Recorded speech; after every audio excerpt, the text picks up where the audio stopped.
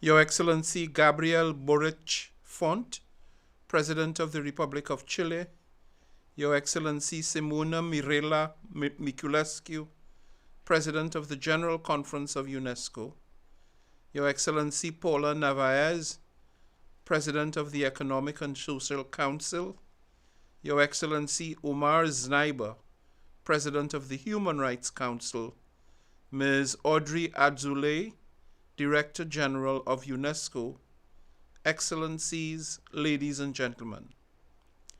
I am most grateful to the President of the General Conference of UNESCO for the invitation to join in commemorating World Press Freedom Day 2024, and also to the Government of the Republic of Chile for organizing this significant event, a testament of your unwavering commitment to that timeless democratic principle of freedom of expression.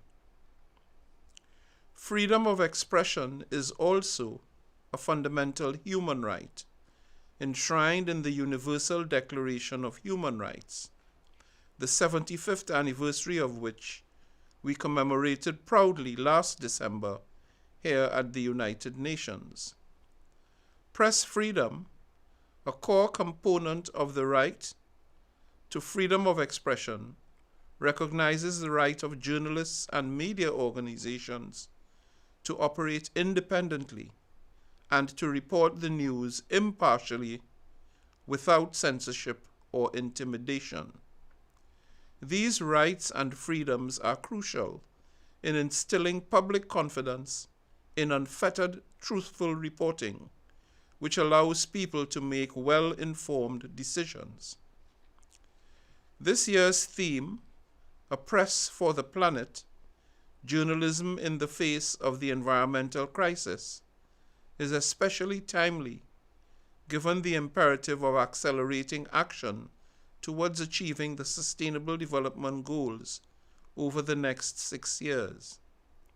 It underscores the critical role of journalists and media workers in shedding light on the causes and consequences of current environmental crises, including an objective assessment of corporate and state response, as the case might be, in an atmosphere that guarantees absolute journalistic freedom.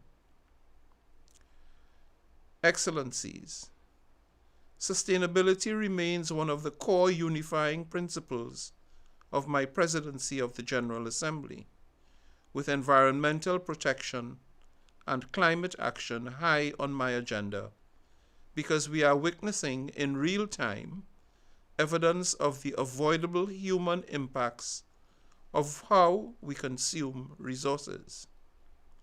It is greatly encouraging that in 2022, the United Nations General Assembly adopted Resolution 76/300, recognizing the human right to a clean, healthy, and sustainable environment as fundamental to human well-being. This important resolution advocates for increased global efforts to uphold and to give practical expression to this essential right, a measure that I wholeheartedly endorse. Last month, I convened the first ever UN General Assembly Sustainability Week, among other things, to bolster international awareness of all three dimensions of sustainable development, the social, economic, and environmental, in an integrated manner, but with particular emphasis on the concept and indeed the imperative of achieving sustainability.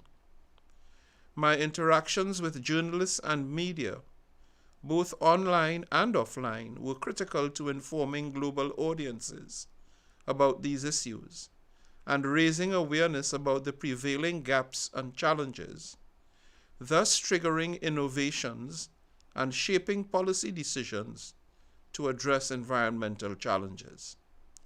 Sadly, journalists and media workers across the globe are increasingly under threat, from kidnapping and torture to arbitrary detention, and losing their lives at alarming rates whether as casualties of war or as deliberate targets of state authority. As we honor those members of the Fourth Estate who have fallen in our service on this day, let us all recommit to protecting journalists and media workers as a paramount obligation for promoting inclusive media coverage to inform and educate society, including on current environmental issues.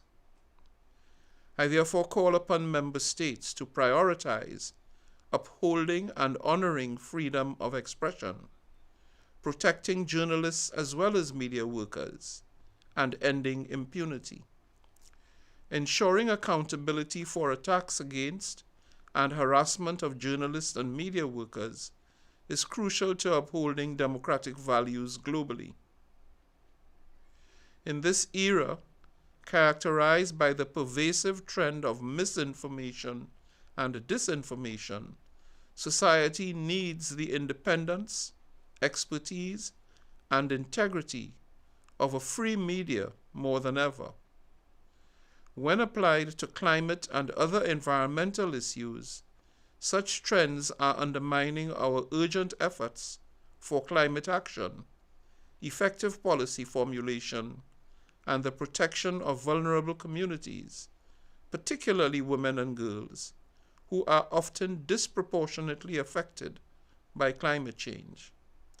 Strengthening independent and impartial journalism is vital to the healthy functioning of societies, empowering them for factual reporting that promote protection of the environment based on scientific facts and evidence. Excellencies, ladies and gentlemen, as I conclude, the upcoming Summit of the Future, along with the Global Digital Compact in particular, present unique opportunities to strengthen international cooperation, including on the question of access to reliable information. As we look to the future, still with optimism, in the face of the myriad of challenges, we must galvanize our efforts in supporting and amplifying the voices of those who speak truth to power and clarity to the world on environmental issues, upon which hangs the very nature and sustainability of our civilization on this planet. On this day, let us rededicate ourselves to fostering a global culture where truth in reporting prevails and promotes evidence-based decision-making for sustainable development. I convey my very best wishes for a successful and fulfilling World Press Freedom Day. I thank you.